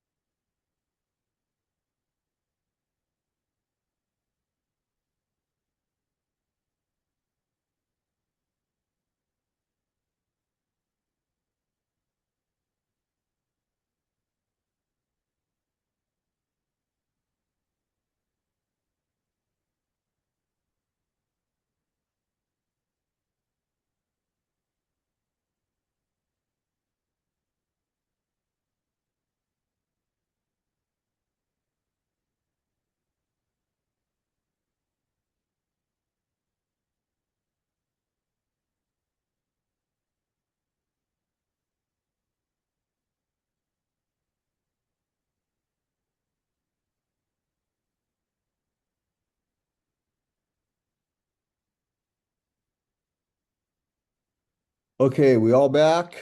So group 1. And Max, you're in the class. I put you in roll. You're good. All right, thank you. I've been enrolled, but the system Okay. is Yeah, something yeah, yeah. wrong with the system. I've been enrolled and I always do my homework. Can you see my homework, my work, please? Yeah, I knew I saw your name, so I know you're in there, but I'm not going to go through it now. I've you've seen the grades, so I've taken care of you. You're fine. You're in roll now, and I marked you here. Okay, Thank you so much, Professor. so room 1, we have Max, Kazi, and Renee. Explain the distinctive brand assets. So what are they? Describe function, give an example. So, for the distinctive brand assets, they're unique elements that help people instantly recognize a brand without seeing its names. These assets make brand memorable and help them stand out from their competitors, which can also include like their logos, colors, slogans, or even their mascots. Some examples that I thought of were Nike, its swoosh logo and their slogan of Just Do It. And then another one being McDonald's, their Mm. what's it called? Like golden arches or Their mascot is Ronald McDonald. Ronald? Yeah. And the Golden Arches and their slogan of I'm loving it. Okay. I've So like here she said, the first function of the brand is to recognize and help customer identify the brand immediately. And the second is to create the differentiation, allowing a company to stand out and from competitor. The third is to improve brand recall, making it easy for customer to remember and make push us in decision. So it create also an emotional connection with the customer, which build trust and encourage loyalty. And finally, they make marketing and advertising more effective because customer already recognize the brand. Yes. okay. All right. So what I want to add, the distinctive brand assets are the unique elements like logos, we have colors, you have sounds and slogans that help consumers instantly recognize and remember a brand. Their function is to create recognition, differentiation, memory, and emotional connection. I'm gonna take like strong example like Nike. Nike has a something called what you call it? You just do it. The logo of Nike and like the slogan, just do it. And a for brand personality, motivational, athletic, empower, and also we have some athlete endorsement, Michael Jordan, I think Serena Williams too.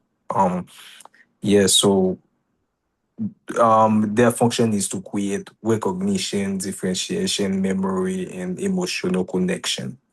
Thank you. Okay, very good.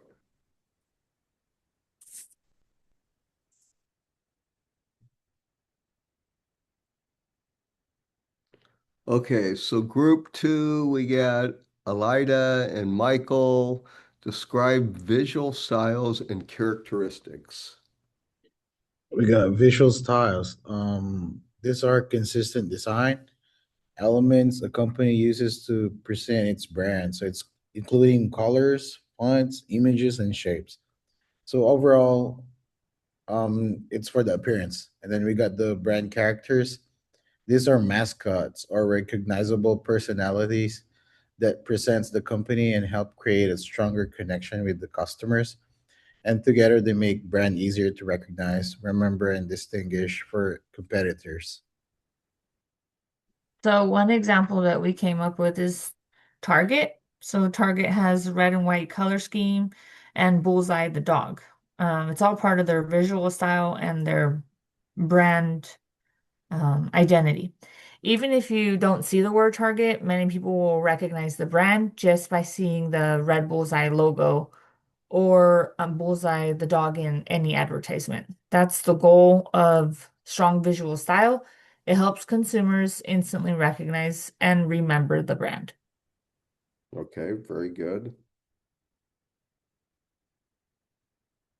Okay, so group three, we have taglines, and that would be John, Kiki, and Selfu. Okay, so our group focus on taglines. A tagline is a short and memorable phrase that represents a brand and communicates what the brand stands for. Its main function is to help people recognize and remember the brand while also creating an emotional connection or communicating the brand's main message. For example, like Nike's "Just Do It." It's a strong tagline because it's simple, memorable, and connects Nike with motivation and taking action. And another one is McDonald's, "I'm loving it," which connects the brand with enjoyment and a positive experience. So overall, like a good tagline is more than just catchy phrase. When it's used consistently, people can hear the tagline and immediately associate it with the brand, even without seeing the company's name or the logo. Okay, And that's pretty much all of it, Professor. okay. That's all you guys, okay. Yeah, we all Um, remember that. okay, cool. I'm good with that. All right, so taglines, very important. Okay, and group four, we have explain the concept to advertising strategies, and we're gonna go with Ian and Valeria.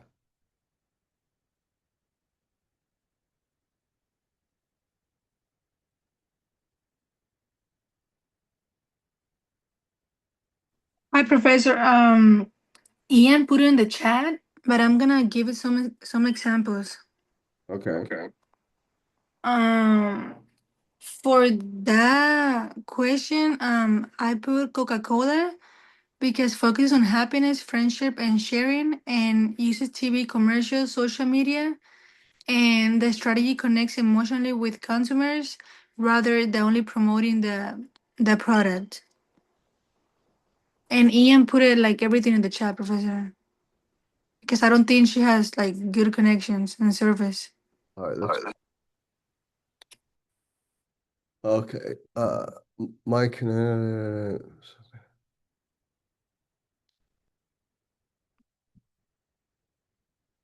Okay, so he put to answer the question, advertising strategy is the blueprint behind every successful advertisement because it answers the questions.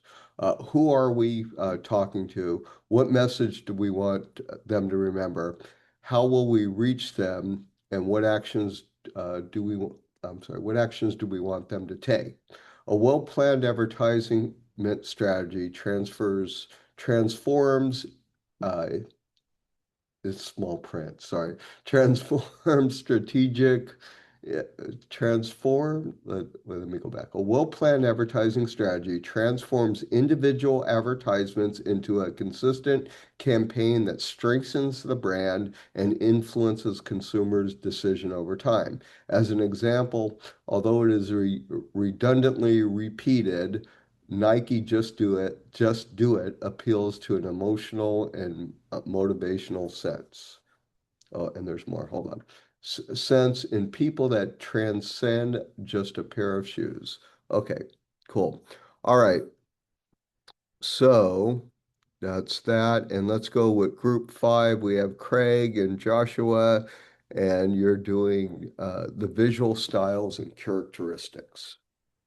The visual styles, I would say like an example is Cheetos. Okay. The function is the Cheetah. Chester Cheetah gives the brand the cool, mysterious personality that appeals to younger consumers. The example here appears in commercials, encouraging people to enjoy Cheetos in a fun, playful way. I'm not sure if we mentioned the Pillsbury Doughboy. He makes the brand seem friendly, family oriented, and fun. The character laughs when poked in commercials, making the brand memorable. Okay. As far as I'll get more into the characters, which are, of course, people, mascots, and animated figures, which are used in the advertisements, the stories, the games, or the branding of the company. Uh, I know Joshua mentioned the Chester Cheetah. I have an example of the Mickey Mouse as far as represent Disney, which is a family friendly oriented image. You also have Tony the Tiger, uh, which encourages energy and enthusiasm, and everybody knows the commercials and sees them on there talking about they're great. Also, the uh, Geico, which advertises the insurance, and he does it through humor in a lot of ways, which I know everyone has seen those commercials as well. So, Okay, very good. All right. Did we get everybody?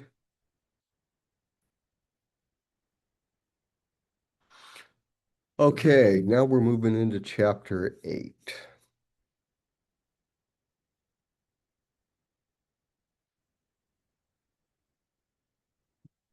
I just do it chapter 8. Hold on.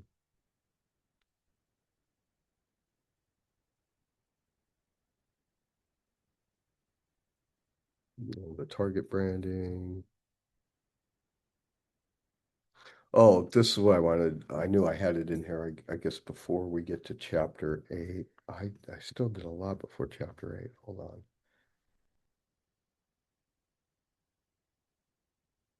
Oh, I'm sorry. We're only one chapter in this class. That's my next. We're still in chapter 6. It's just a long chapter. Okay. So the packaging thing. All right. How important is the packaging of product and what impact does it have on the buyer's process? And to give you an idea, you'll see this like when girls buy a Hermes purse or a Chanel or a Louis. A lot of times you'll see on Instagram they do the unboxing, right? And I think they call it the unboxing.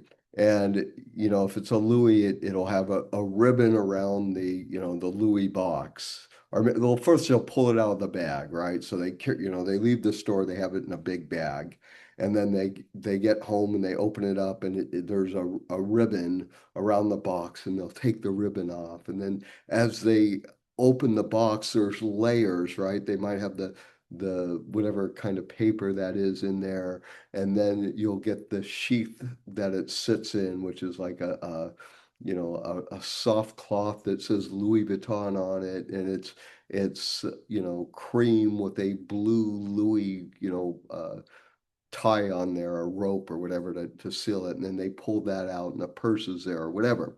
So there's the packaging, because if you spend a lot of money for something, you know it's usually nice to have it packaged well. When before we had downloadable apps, and you used to go into an Apple store, and if you wanted to buy like Numbers or Excel, well, whatever they call it for Mac. So Mac had their own Office suite. Um, and they always had these really cool packaging for the CD-ROM. So you were buying the CD-ROM because we didn't have apps, but Apple always did a really good job of packaging what their stuff looked like. Now it's all apps. But can anyone else, well, tell me, Elidia, tell me about what you think. Elida, Sorry, I couldn't unmute myself. that's okay. Um, yeah, I think it is very important of the packaging. So it's just kind of like similar to when we talked about like the beer and how the bottle is just so grand, and I mean it's crap beer, but it looks amazing. And so sometimes um that's what kind of makes people buy, just because like, that looks nice, or that looks cool. And so it has a big impact, like just like you said, the girls with the makeup products. Um, it's part of the fun of buying the product. Okay. And I agree too. Somebody else go. Craig, you give it an at bat. What do you think, and give an example? Uh, I believe it's important. We can think about back in the day with the Olympics and that, and the Wheaties box where they put the specific athletes and stuff like that on the box. And when you think about Wheaties, there's really nothing. It's not like Frosted Flakes in regards to having a specific, sugar coating on it or what have you. So everyone was into the Olympics and stuff like that, or getting into it, back when Wheaties was really trying to make a push. So, it was smart of them to, include the athletes and stuff like that on the box because it appealed to everybody, including the children who may not uh, have necessarily liked, that kind of cereal. But hey, it's the Wheaties box. They made it collectible and things like that. So. Okay. All right, that sounds good. Um, John.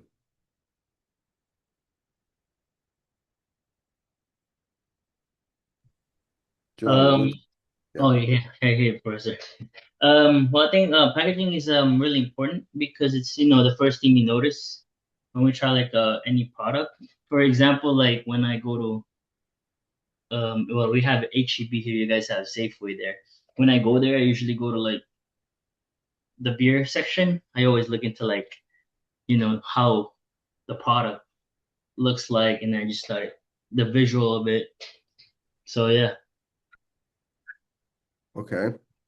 All right, and let's try Valeria.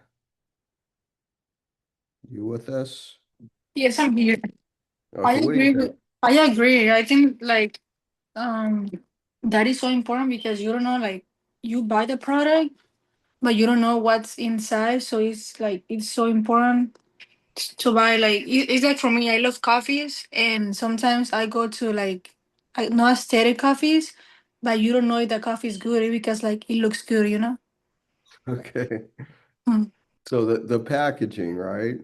Um, Anyone else want to share an experience of packaging, or when you maybe bought something that and they might have wowed you by what they sent you after the fact or anything like that?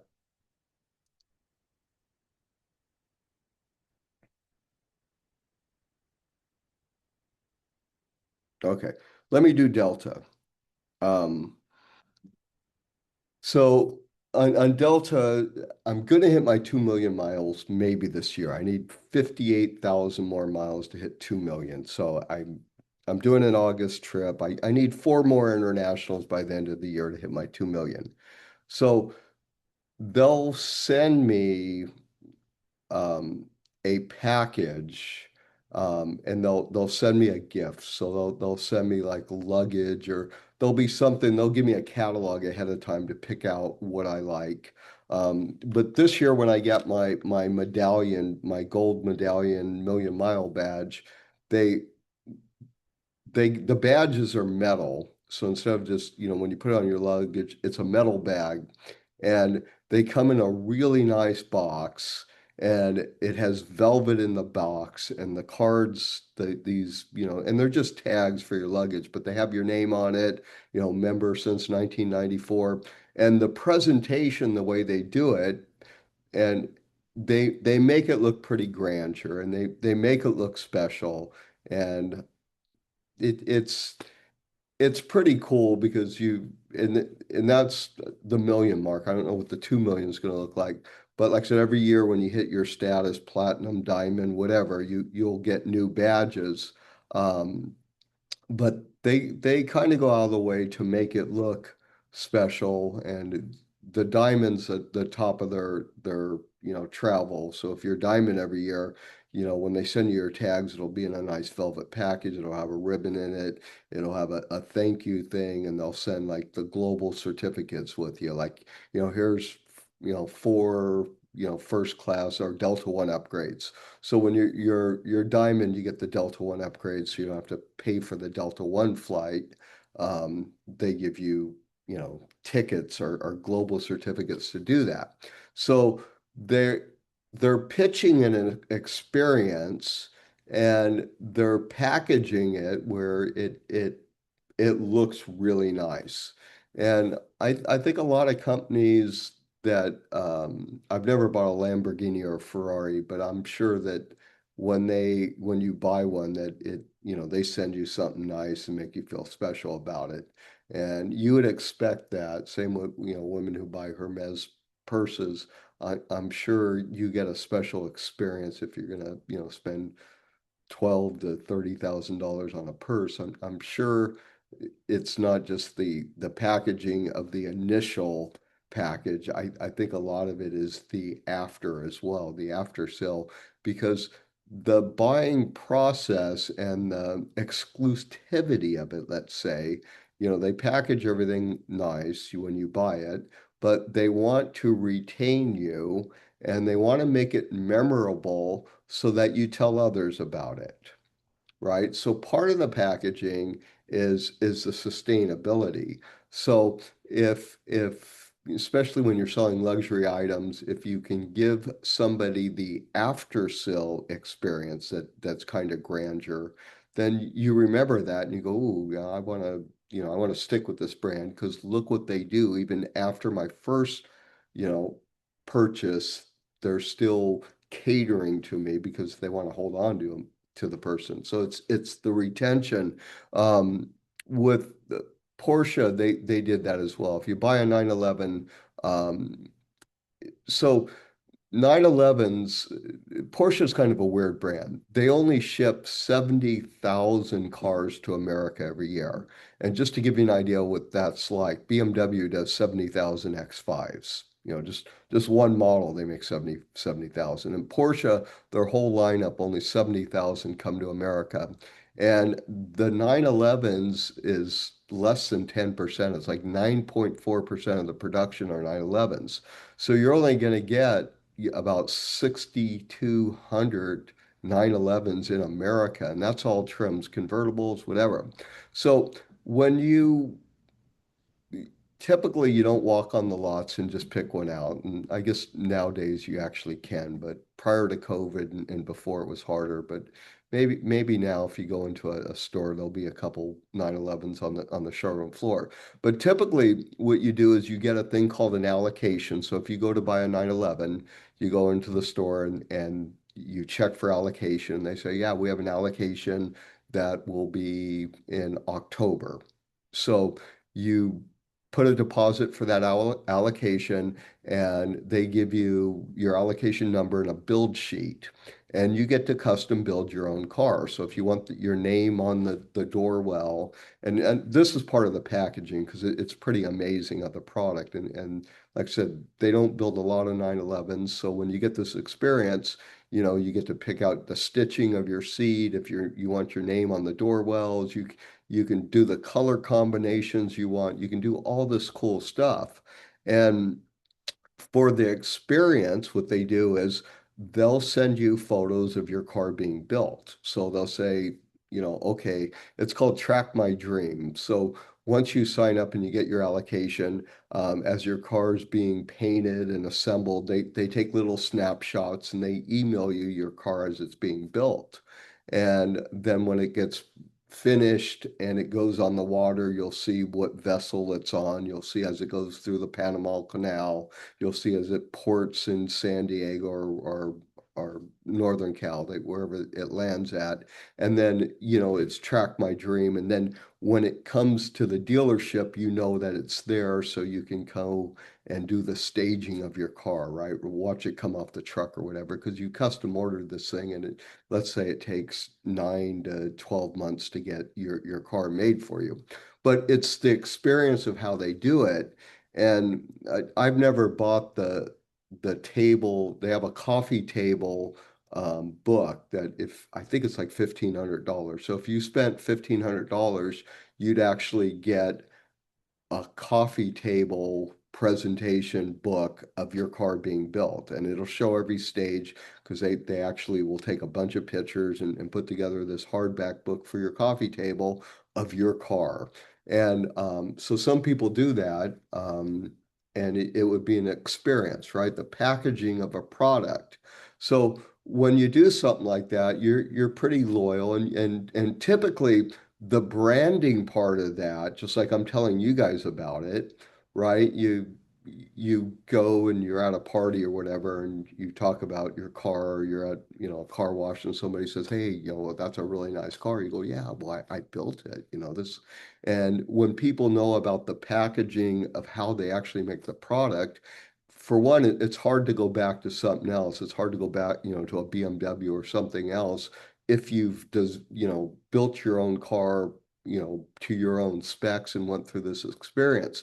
So I think the packaging of the product, they get people hooked, and you're you're used to that level. And like I said, I have no clue what Lamborghini and Ferrari are like, and I'm sure they're, especially on the Ferraris, that they're even more, amazing, whatever they do for you.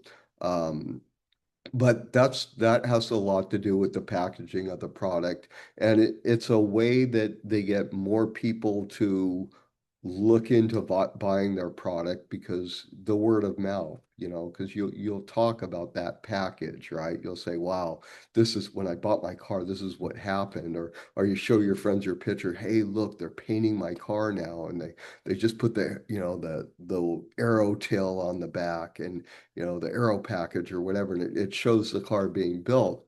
Um, so that's part of packaging.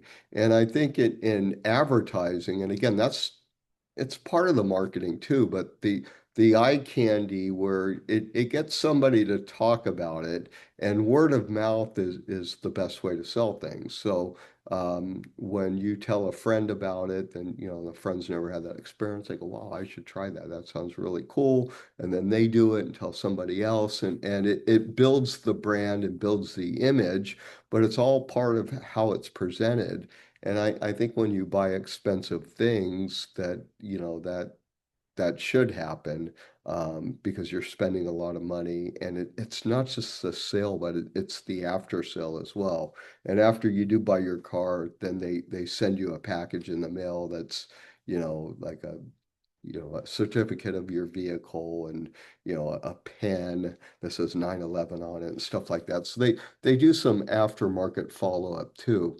But like I said, if you bought the coffee table book, that I think that would be really cool because now you have, your car in a book and you put it on your coffee table and, maybe a friend goes, wow, what's that? Oh, that's my car being built, right? So it's the packaging of the product that helps get you sales, build your brand and build your image. Because if somebody was to, look through that coffee table book and go, wow, this is really cool. I didn't know they do things like that. And they might get a customer because of how they packaged it. And again, that's part of the advertising because the eye candy of it is like, that it's a pretty cool thing. So maybe someday I'll try that, but I never have. Okay, brand characters. Again, we Michelin Man, Ronald McDonald, Jollibee, the Jollibee guy, Jack in the Box, right? Example, brand characters. Everybody knows it.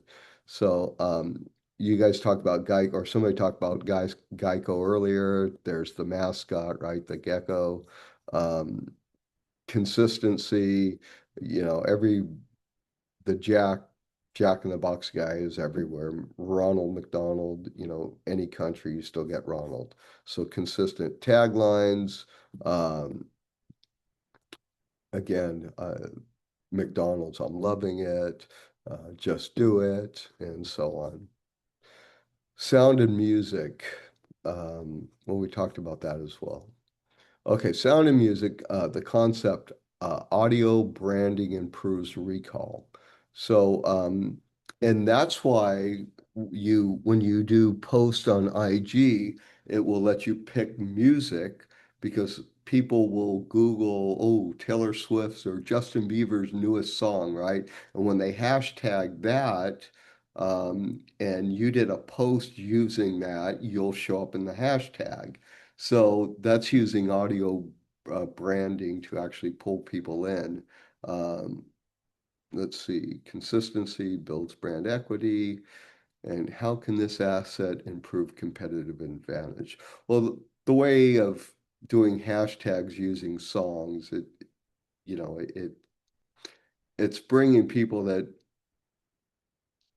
they don't know about your brand or about you as an image, but since you use that hashtag, they all of a sudden see your post because they like the song, so they assume that you're into the same music as them. Okay. Uh, Having a successful tagline or jingle uh, is the only way one sound and music can be used to create a distinctive brand asset. A brand can build an asset for any distinctive sound it uses repeatedly. Sound logos or audio signatures are tunes or sounds that have become part of a brand's entity. Here are some examples: Family Mart, MGM, Intel, McDonald's. So McDonald's tagline, I'm loving it, is usually accompanied by five-note sequence, which has been, are they the one that does ba-da-ba-ba-ba-da? Is that, I forgot. Anyhow, um, I think it is. And it was singled by Justin Timberlake. Um, Here in Orange County, Toyota of Orange has been using the same jingle for probably more than 50 years. And I grew up in Orange County. I've lived here since 66, and I think I've always remembered it. But their tagline is, you won't get a lemon from Toyota of Orange. And it's a catchy jingle. Tustin Lexus is right from the start. And Tustin was one of the first Lexus dealers in the United States. And in the mission statement from Lexus, their mission statement is right from the start. So whoever the advertiser was for Tustin Lexus used that tagline right from the start and made a jingle from it right from the start because that's in Lexus's vision and mission statement. So that was and again, this is the difference between advertising and marketing. The advertising people looked at, because Lexus and Infinity are pretty interesting because they both hit the market at the same time. And you have to think of this. I mean, a Lexus is a high-end Toyota. And when it came to the market, it was going up against, Mercedes-Benz, BMW, uh, Porsche, whatever have you, Audi. Let's say Mercedes-Benz, BMW, and Audi, right? And so Lexus comes to the market, and Infiniti too. And Infiniti kind of missed the mark. They were both released at the same time. Infinitis are great cars, but they didn't market it right. And they were fast. They were more muscle car. They were very cool, but they missed the mark on marketings because people don't think of Infiniti really as luxury. They're high-end Nissan, but as Lexus took on high-end Toyota, and ironically, in Japan, they weren't even Lexuses until I think 2008. I don't think there was ever even a Lexus dealer in Japan until around 2008. They were just Toyotas. But anyhow, then they started branding it. Um, but the point was on introducing that car to America as a Japanese luxury car when predominantly everybody was German. I mean, you had Cadillac and Lincoln were American luxury. So American luxury brands were Cadillac and Lincoln. And, the Germans, you had Mercedes, Audi, BMW. So here we have our first Japanese, luxury. And when they came into the market, Lexus, we all know Toyotas are their workhorses, right? And the German cars, more maintenance, right? And a lot more money to work on. But the Toyotas, a couple 100,000, put 300,000 miles on a Toyota is okay. American cars usually we don't last more 100 and something thousand miles. And the German cars last a long time, but they cost more money.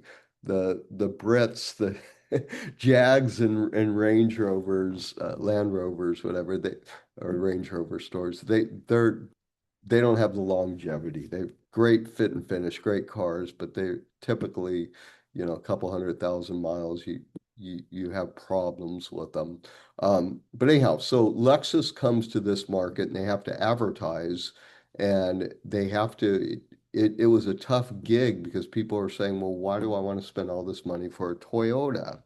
And they had to really advertise and break out. And they did things like that would they kind of sent the benchmark for luxury because one of their value propositions was that they gave loaner cars and they did car washes. So if you got your car serviced at a Lexus dealer, and now everybody does it, but back then one of the value proposition was, yeah, we're way different than Toyota, right? Our cars are made different, and we're going to give you every time you come in to have your car serviced, your car is going to be washed.